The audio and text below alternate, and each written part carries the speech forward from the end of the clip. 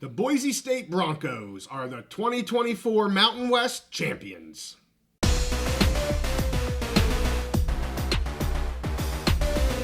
We've reached the end of the road and we've crowned a champion in the Mountain West. So we're back on the big mountain to break it down for you.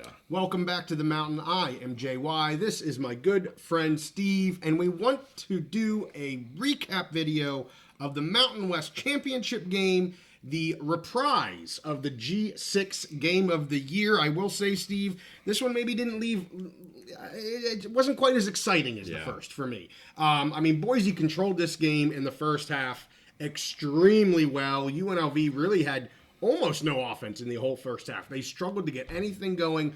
Williams really struggled throwing the ball. They did get their running game going really well in the second half, but my goodness, this was all Broncos in the first half. Of course, the score ends 21-7, Boise State. I want to go over the game here real quick and then just give some of my thoughts on it, tell you where we're at here for the college football playoff, and also some of the things that have been ongoing now for UNLV. As soon as teams are out of the daggone conference championship games or whatever, you hear things happening, and we all know stuff's happening there at UNLV. So, first quarter, Caples, who's really come on here well in the second half of the year, he has a receiving touchdown, really nice drive. Maddox Madsen looked phenomenal in the first half. Not so much in the second half, but man, he was on in the first half. Then in the second quarter, Madsen runs one in, kind of a broken play, but he runs in from 14 yards and just gets it over the goal line to get that touchdown. It was a 12-play, 69-yard drive, really nice yard drive, and Boise just doing everything they needed to do on offense. They were controlling the ball. Defense was phenomenal in the first half. But you're thinking, okay, wow, Boise really controlled play in the first half, but UNLV may get out of this only down 14-0, which keeps them in the game substantially if they could turn things around in the second half.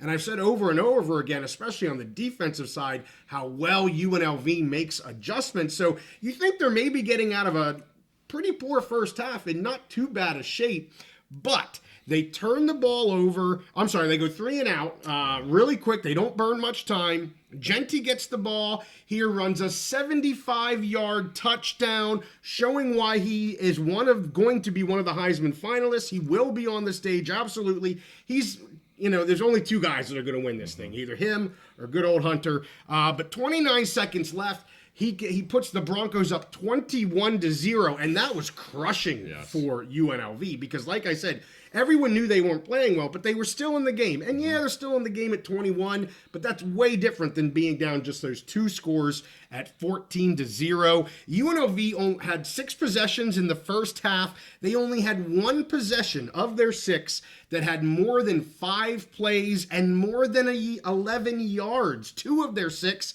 actually had negative yards. Just really struggled, and I have to put tons of props on the Broncos defense. I said in the pregame, and I was saying on X, it's going to be interesting to see what the front 7 of the Broncos can do because their secondary is not great. Although I will say I think the defense in general and the secondary have gotten better over the course of the season. Secondary still not a strength, but they hang around. The McCory kid has gotten better as the season went on.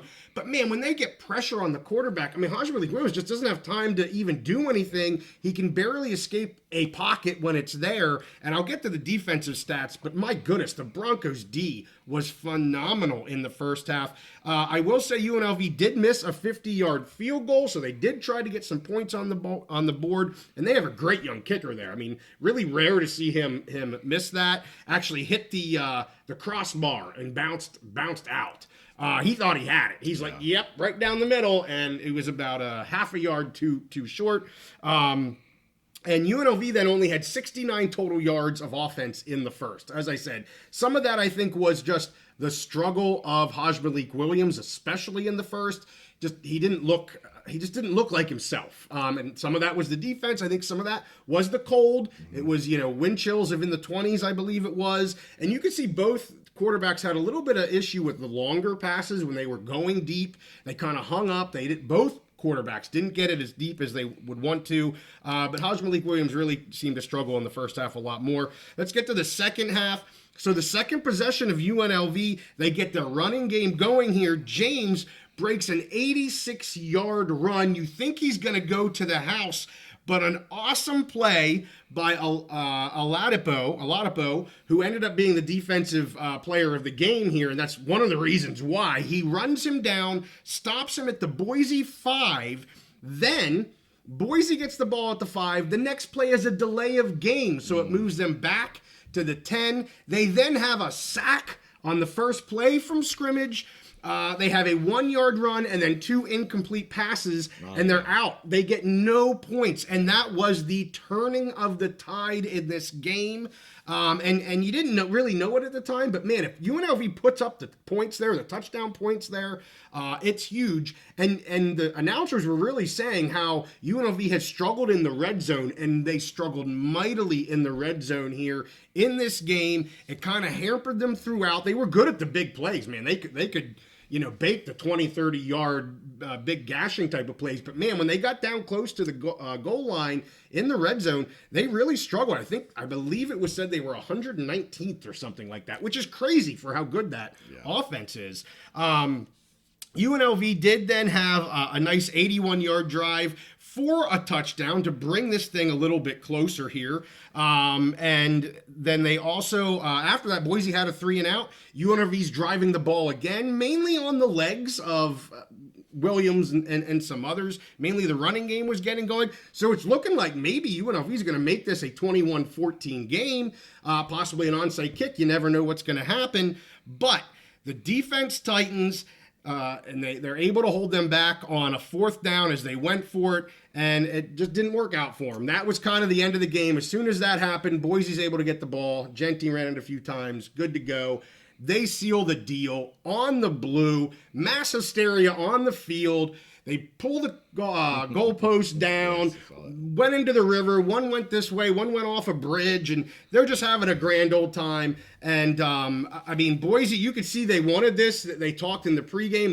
This could be or was the biggest game in Boise State football history, not only because, it's for a Mountain West championship, but it's for a college football playoff spot. So much was on the line here. And which team came out looking like the beast of the West? Boise State Broncos dominated the first half. Steve, I'll get into some other stats, but anything on the game overall that you're thinking of? So I didn't get to see it live, but I watched some kind of just extended extended replay breakdowns. Well, first of all, I think obviously, Boise just they flexed their muscle. Oh my! They showed they're the beast of the West. Yep. And we're going to talk about playoff implications. It was clear they came into this not only win a championship and make a statement for what they want to do. Into the playoffs. Yeah. I think a big factor was being at home on that blue turf. In Boise, Idaho, cold.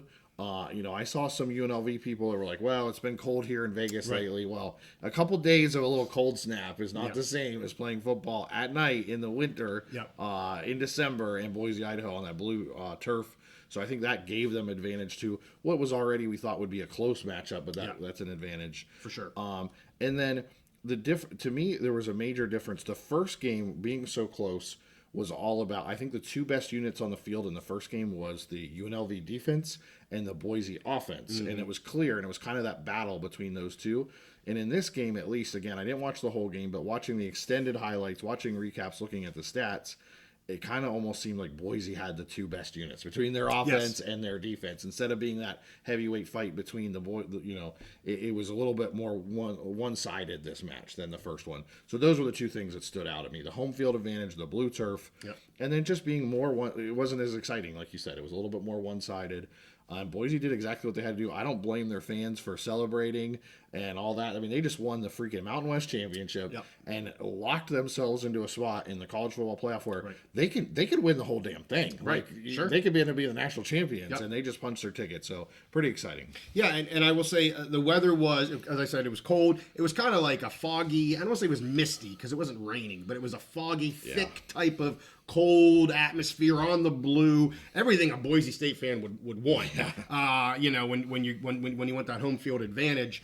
It was definitely, especially in the first half. Yeah. It was just, I use the word dominate a little, I think, too much, but I'll tell you what, they were in control of that game. Madison did struggle in the second. UNLV's defense got a little bit better, and UNLV's offense finally got moving. I said 69 yards in the first half. You're not going to win many games. And I'll point back to those two big plays. The Genty touchdown right before half, where he breaks it for 79 yards, or 60, or what was it? 75 yards.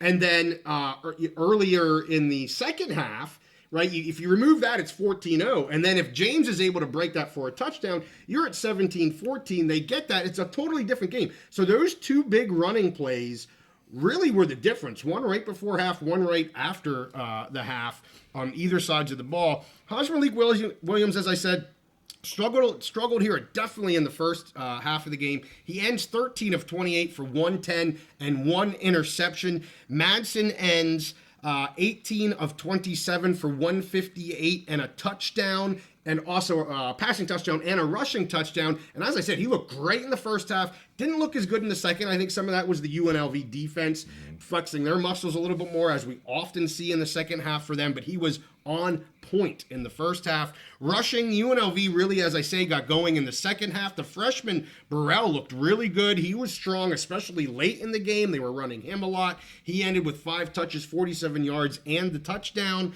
Heisman Williams ended with 21 carries for 56 yards. Some of those designed, some of those obviously not designed.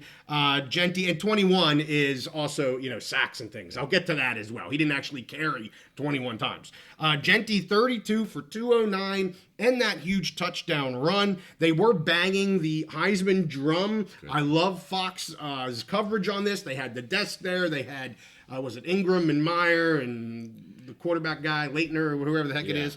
And they did a great job. Ingram's a huge Genty proponent. Oh, he had his sign. Halftime, he had his signs, and he was going off the rails on the Genty piece, and it was fantastic. Here looking at receivers, Ricky White really held down. Only 4 catches of 21 yards. Again, that was just the throwing game of UNLV wasn't there here this evening. DeJesus, almost a non-factor. You didn't hear his name called hardly at all. In terms of Boise, you had the three-headed monster of Louder, Caples, and Camper combined. They had 11 catches for 125 and a touchdown. Louder's that safety blanket. He uses Madsen uses him over and over. That big tight end that's just there when you need him. That safety blanket type of feel. Let's talk defense real quick. Boise, 6 sacks, 11 tackle for losses, and an interception. UNLV, 1 sack and 4 tackle for losses. I talked about how important the turnover ratio was going to be here, and it's only 1, but it's important. And that 1 turnover was Heisman Williams' interception that Boise's able to pick there. So that goes to Boise as well. Offensive player of the game, of course, Ashton Genty, and I mentioned the defensive player of the game for Boise, Oladipo. And then the big news coming out of the game, college football playoff, we learn Boise gets the number 3 seed. We, as you said before, we were one of the only people talking they could potentially get the 4. But what happened here in the ACC ended in the Big 12. They actually get the 3 seed in the college football playoff. UNLV will play in the LA Bowl. They play against Cal. Should be a very good game. But they're losing Odom, who just signed today. It became official. We're recording this on a Sunday. Became official today that he will be going to the Big Ten and the Purdue Boilermakers. So we'll see what UNLV has. I'm hopeful that he has created a awesome starting point for them to have a fantastic football program here. Let's get the right hire in here. Yes, the transfer portal is always going to be there, but let's continue what he has started. And I'm very hopeful for UNLV. I really don't think they're going to revert back to where they have been, for decades, really, kind of out of people's minds as being a good football power. He's created something here. Let's keep that momentum going. I just said a mouthful, Steve. Anything on the college football playoff, UNLV, Genty, whatever? Yeah, so I have a few thoughts. Okay. We talked about Boise, and they did exactly what they had to do. Absolutely. Unlike many people that were, hopefully going to be in the college football playoff. They did. You're exactly right. All season, they did exactly what they had to do, and they had to do it. And so, they got a little criticism. They didn't win by enough. You know what? They won pretty much every week except for early in the season against the number one team in the country, and they darn near beat them. And after that, every week they did what they had to do, and they continued in this game. I do want to say, and honestly, I think Boise is truly, they got the third seed, like you said. I think they're truly one of the top 5 to 8 teams in the country. We'll see. They're going to have a chance to play on the field and show what they really are. Right. But again, there should be no not hard feelings, but no regrets for UNLV. I mean, they put it all out on the field this year. That first game against Boise, they gave Boise everything they could handle. They played a great out of conference slate. Their out of conference slate was a lot harder, had more Power 4 teams than a lot of Power 4 programs that are all whining and crying because they got left out of the playoff. Well, if they played a schedule like UNLV did out of conference, maybe they would have gotten in, but UNLV played a great out of conference schedule and had that one trip up against Syracuse, a good Syracuse team that knocked Miami Hurricanes out of the playoff. So great season for them. That keep their chins held high, and like you said, Odom got them back on the national map, and they're a top 25 program right now in the country. What they've shown the last 2 years now.